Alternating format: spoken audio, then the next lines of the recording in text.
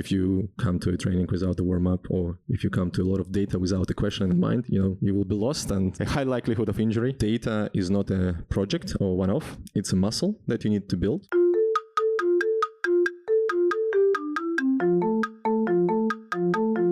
Are you a fitness-loving foodie? Then Defy Snacks is for you. Defy offers real, high-quality chocolate you love, combined with functional ingredients, giving you as much as 26 grams of protein per bag, so you can be both a little bit bad and a little bit good at the same time. As a female-owned brand, Defy dedicates a portion of its profits to other women-owned businesses. Currently sold in the US, you can find us on defy.snacks.com and follow us on social at Defy Snacks.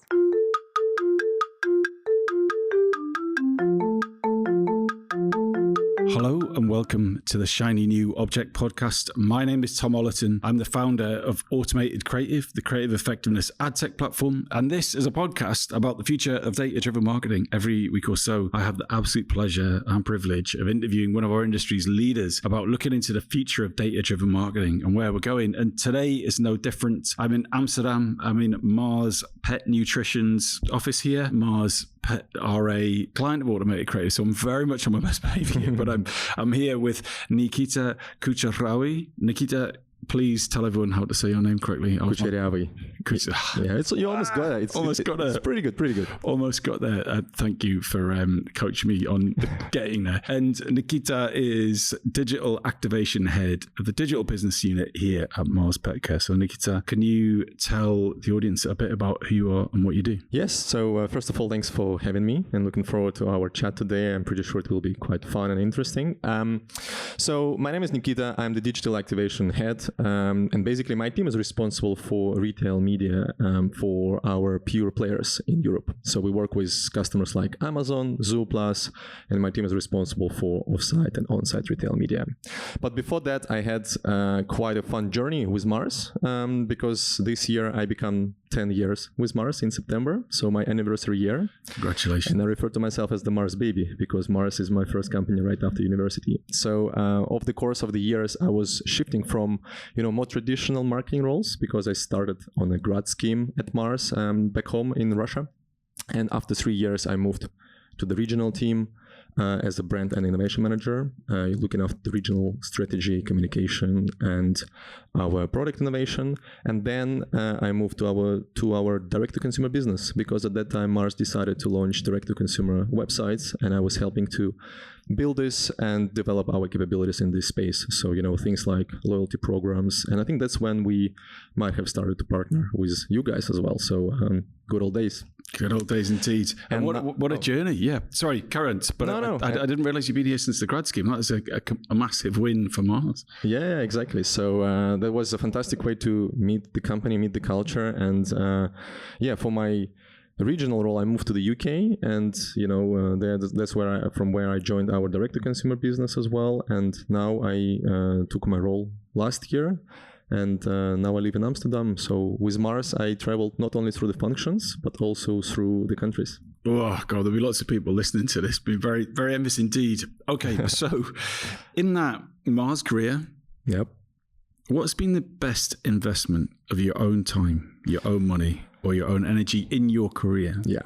And to be honest, I think I hinted this already. But, for me, when I look back at my career, this decision to build international career was the best investment. And some people would say, well, how is this an investment? But I would say, as a person who moved to 2 countries and worked across different regions and different parts of the business, it's hell of an investment, right? You leave what you know behind you and you move to a completely new country, new culture, new landscape, and you need to, invest a lot of time and effort into this. Sometimes it's money as well, but you gain a lot from this. And for me, the reason why I think that this is a fantastic way for my, fantastic investment for my career as a marketeer is mainly 3 main things. So by building the international career, you build your cultural intelligence and adaptability, because every time you move to a new country, you need to start from scratch. And you need to adjust and adapt and find, a new way of living in this reality. But also, every time you move jobs, you face a new market, you face a new category, new behaviors, new way how people work, new processes, new systems, and you constantly need to learn there. But as an output, you have a fantastic perspective, and you appreciate these cultural differences and how culture and history impacts shopper behavior. And then being a marketeer, you really need to pay attention to this. The second one is really that you build resilience, because you always face a lot of different challenges, and there are highs and lows in building international career. And it learns you to be a bit humble and question yourself. I remember my second week in the UK, I was standing on the bus stop and I was waiting for the bus for 15 minutes, and the next one was in 30 minutes. And then I saw the bus coming and it just passed by and didn't stop. And I was like, ooh, well, maybe then I need to do something differently. So that's how I learned that you need to raise your hand to stop a bus in the UK, because this is not a thing in my country, and this just reminds you that you take sometimes things for granted, and the same goes for your corporate world and for your career. You need to be mindful of these, aspects and specifics of the country when you work with this, especially when you're in the global team or in the regional team. You will look at this from a regional perspective, but there are local nuances, local execution, and that's where you need, your people on the ground to make it happen. And then the last one is really just curiosity mindset and growth mindset, because you learn hell of a lot about yourself, about how people work, and you reapply this knowledge to your career. And I think as a result of these international moves and international career, I became way more resilient. By nature, I was always very curious, but now I also channel this into work, and I have changed multiple functions in my career. It's hard to say that I had a very linear career as well. I jumped from function to function, and I think that that's part of this resilience and growth mindset that really helps with marketing career.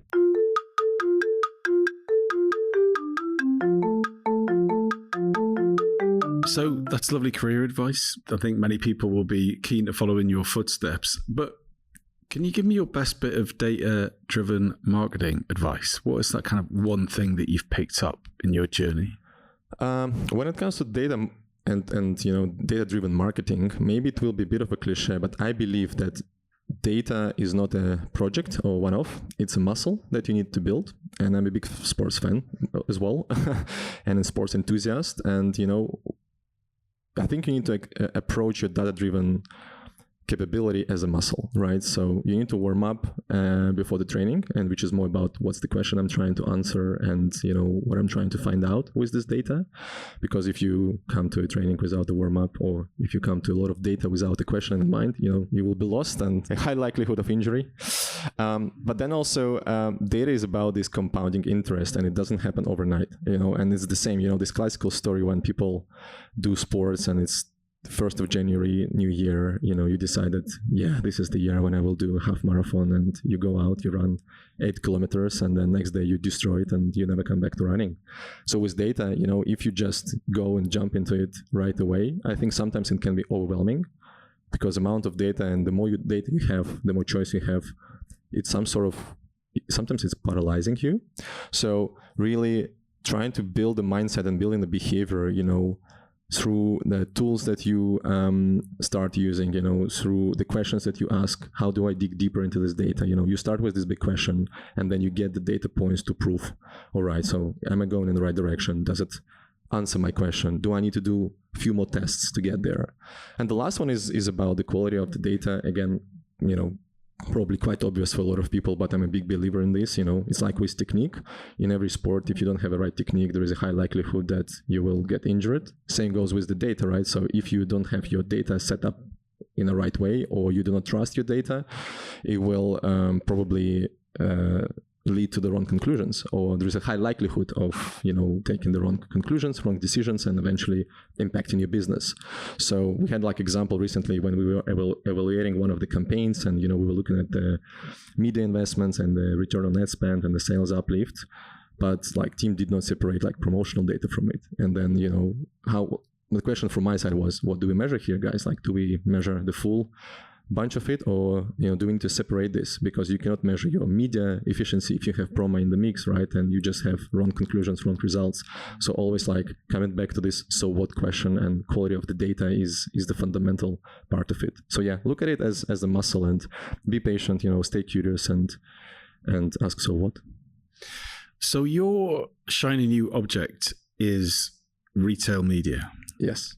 So retail media has been around for a little while, but it's changing so much. Yes. At every conference I go to, or everyone I interview on this podcast about that topic, it was kind of the media that was a little bit unsexy, a little bit forgotten, a little bit left to the side, despite its huge financial importance to every brand that sells specifically online. But we're seeing it hugely change. Our opinion of retail media is that it's going to act and behave in the same way that your paid social or your display is. The optimization, improvement, insight, all that stuff. So I'm really interested to know why you've chosen retail media as your shiny new object. Why is it shiny, and why is it fascinating you at the minute? Yeah.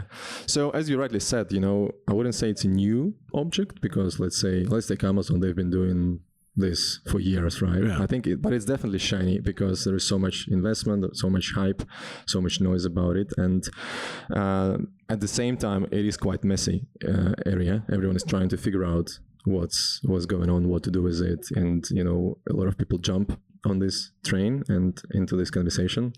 And that's what really excites me, because as you said, there is so much development happening right now. And in the past, we mainly had online players in the retail media field, and now a lot of grocery players and omni-channel players entering this space.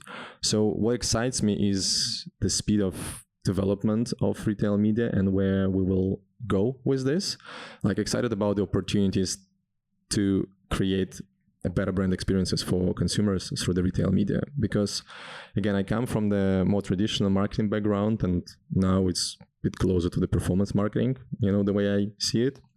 And I think retail media is a fantastic way to connect the upper funnel media strategies with the point of sale, and track it and have a closed loop attribution. Because in traditional model, with your in-store, you not necessarily can measure every bit of this. And I think that's historically the challenge. I mean, we get better at this as a marketeers, right, with different models and different tools. But retail media gives you an opportunity to connect this full funnel experience. And that's really exciting about it, because, right now it's really in the digital space. But I think in the next few years, we'll start see retail media development in-store. There's a programmatic out of home coming our way already, and being implemented, and I think that will only continue to develop. So again, what makes me really excited about this is a fantastic opportunity for brands and retailers to partner in this space, really to connect the dots and connect media data with sales data and first party data that we have with the retailers to create fantastic experiences. Right, so many questions. Sure. So first off, you described retail media as messy. Yeah. What do you mean? I think I know what you mean. What do you mean? I mean that there is no one framework that you can apply when it comes to retail media. And there is a lot of inconsistency between different retail media networks. You have the best of those, great examples.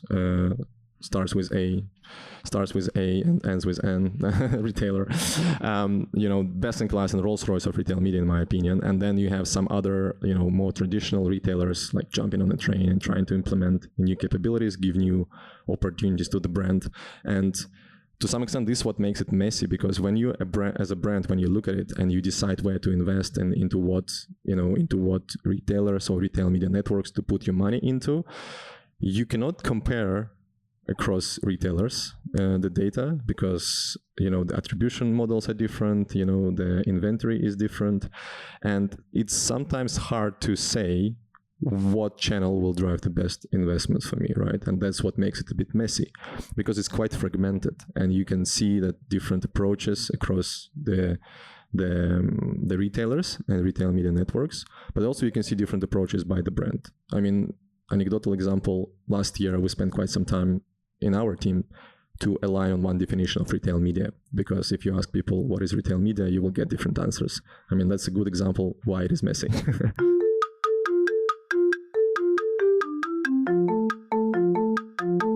This episode of the Shiny New Object podcast is brought to you in partnership with MadFest. Whether it's live in London or streamed online to the global marketing community, you can always expect a distinctive and daring blend of fast-paced content, startup innovation pitches, and unconventional entertainment from MadFest events. You'll find me causing trouble on stage, recording live versions of this podcast, and sharing a beer with the nicest and most influential people in marketing. Check it out at www.madfestlondon.com.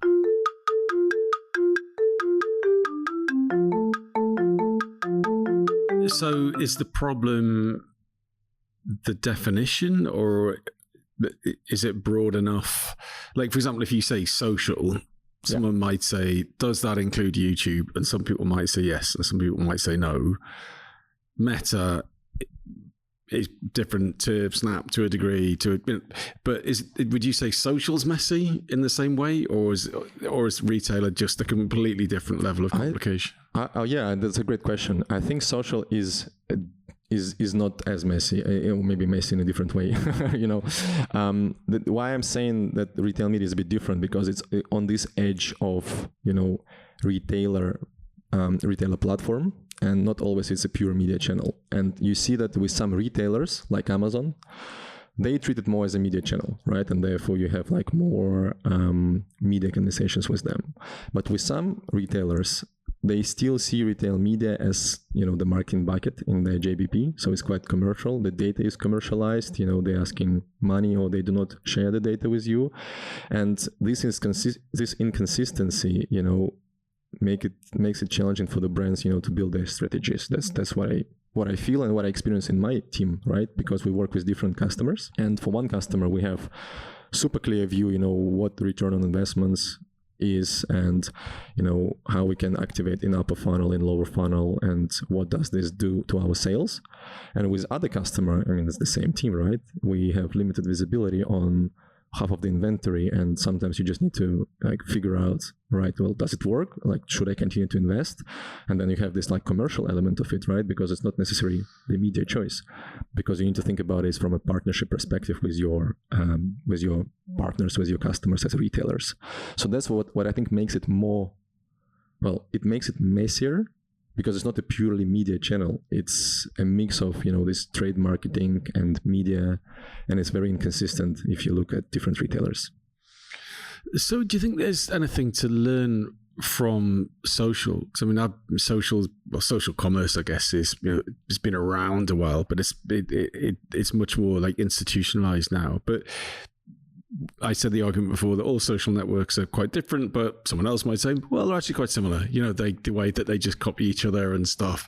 Do you think that's what will happen with retailer, that the inventory will end up being the same? There'll be everyone will coalesce around, there's this, you can buy this bit of inventory, that bit of inventory, there's this and that. And then in the same way, Meta and Google and Snap and Pinterest are always trying to come up with the new ad format to try and get everyone to buy against that. So do you think that retail media is going to get more and more and more and more fractured, and Amazon's inventory is going to be totally different to, I don't know, John Lewis or whatever else? Or do you think it's going to coalesce and all these retailers will end up looking and feeling the same from a inventory perspective? Yeah, no, it's a great question. As history tells, people often are very bad with their forecasts. But what I think, I will give my best shot. What I think is that across the retailers, we will see some sort of foundational and unified inventory, as the basic one. So, for example, sponsored search on the platforms and sponsored brands and some sort of DSP. But then I think this is where the retailers will try to leverage whatever is their ecosystem, and I think for them, the opportunity will be to play to their strengths. So, for example, if you're an omnichannel retailer, you might double down on your in-store retail media offering and let the brands, activate in that funnel, whilst you still have, sponsored brand and sponsored search for your website.com. Or if you're purely online player, right, you can really go into off-site media like Amazon does these days, right? They really use their entertainment ecosystem, through Fire TV, through Prime Video ads, through Twitch, through podcast business that they have, to really push these upper funnel opportunities for the brands, because they already mastered their, lower funnel sponsored brand and sponsored search products. So I think there will be some sort of unified inventory, but then every retailer will try to create a competitive offering which will help them differentiate and, prove value for the media advertisers and for the brands why they should spend money exactly with this retail media network. So tell me about programmatic out of home. How do you see that space changing in the next 12 months? I think this one is quite interesting, and I wouldn't say I'm a big expert on it, because I learn about it in a chat with some friends in a bar, to be honest. So I don't have a master degree in this field, but what I find interesting, and to some extent it's a bit scary, that there are now solutions that help to track out of home attention, and consumers passing by the billboard. There is a camera in the billboard, and it tracks face and how many people stare at the billboard. It's a bit scary, but at the same time it's great for evaluation of the media channel. And I think we already start to see some examples in programmatic out of home when people when marketeers be smart about personalized content and changing their creative on the billboard due to the weather condition or due to the event that is happening at the stadium nearby. So I think it will just create more and more opportunities for the brand to personalize and tailor their messaging to make this impact and to stand out from the advertising noise we have every day.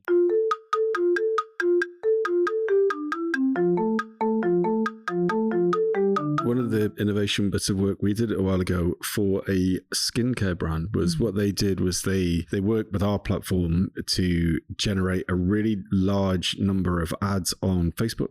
Mm-hmm. And what they did was tested lots of different hypotheses about which written and visual elements would work. Was it the model applying it? Was it the product on its own? Was the copy about looking good for yourself or looking good for someone else, or an interview or a date or whatever? All these different messages. So this whole strategy behind it. And what we were able to do is work out on Meta which ads drove attention, right? So when someone was flicking through, you'd be able to work out, okay, that was the thing that drove attention. And then that creative went into the digital out of home. That's really smart. Because digital out of home is an attention medium, right? Yep. But the problem is with out of home, generally is that someone goes, I like that picture. I like that copy line. Cool. Let's run with that. Do you know what I mean? Or they have a focus group of 20 people who lie for free sandwiches or whatever. Yeah. But what we were doing was taking millions of data points and proving what captured attention, which is what digital out of home is. So I'm really interested to see how the programmatic out of home place shows up. Is there enough people turning their heads and watching an ad? How many of those people do you need to get statistical significance? So I'm a keen eye on that space. And then similarly with in-store media, what innovation are you seeing there? I think it really differs by the retailer and what's their strategy, right? So I think with in-store media, kind of the most obvious areas where the brands start to innovate is display and audio in store, right? And using this, to show.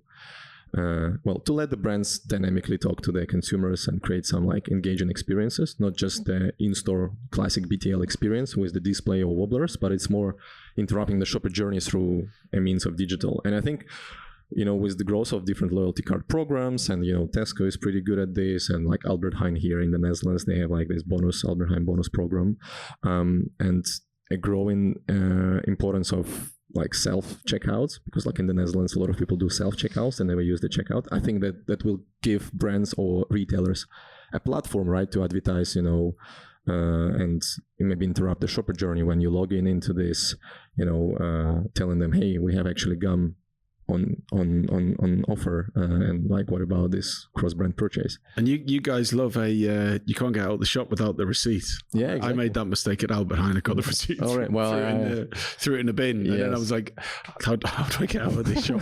So you need the receipt. I was like, oh, okay. Yeah. Now I know. Yeah. See, maybe what they'll have the next media will be, you have to watch this advert or you can't leave the shop. Well, maybe 15 seconds. Imagine that unskippable pre-roll on a giant screen. Yeah, I imagine that. Nikita, I'm really sorry, but we're out of time. That's been brilliant. Thank you for giving me your perspective on your career and showing the benefits of moving around and having an international career. And I loved your sporting analogy around data being a muscle and not getting injured with it. I think it's fantastic. And to go deeper into your excitement and knowledge and intelligence around retail and media. So if someone wanted to get in touch with you about any of the things we've talked to today, where do you want them to do that? And what makes a message that you'll actually respond to? I think LinkedIn probably is the easiest way. So you can find me, Nikita Kucheryavy, on LinkedIn. The surname will be a hard one to type in, but hopefully you will see it from the podcast title. and the message, well, there is a lot of noise these days, right? And so, tell me how you can help me or how I can help you. I really value the mutuality principle we have at Mars. So let's be mutual and let's just be clear up front how we can help each other.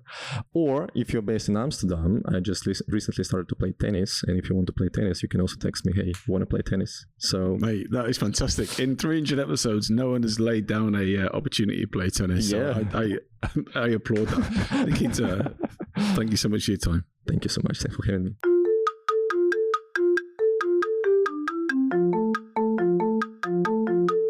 Hi. Just before you go, I'd really appreciate it if you could take the time to write a review of the Shiny New Object podcast on Apple Podcasts or iTunes, whatever it's called these days, or whichever podcast provider you use. We're an indie podcast, so it would go a long way for us if you could just share the word and give us a bit of a support on those channels. That would just be fantastic. If you haven't got time, that's also cool. And yeah, if you could tell your colleagues about the podcast, and also, if possible, don't forget to subscribe. And I'd love to hear your feedback. If you'd like to speak on the podcast or be a guest, or you think I'm asking the wrong questions, anything, I'd be super interested to hear what you think. So please email me at tom@automatedcreative.net. That's TOM at, I'm not going to bother spelling it. Anyway, you'll work it out. Thanks so much.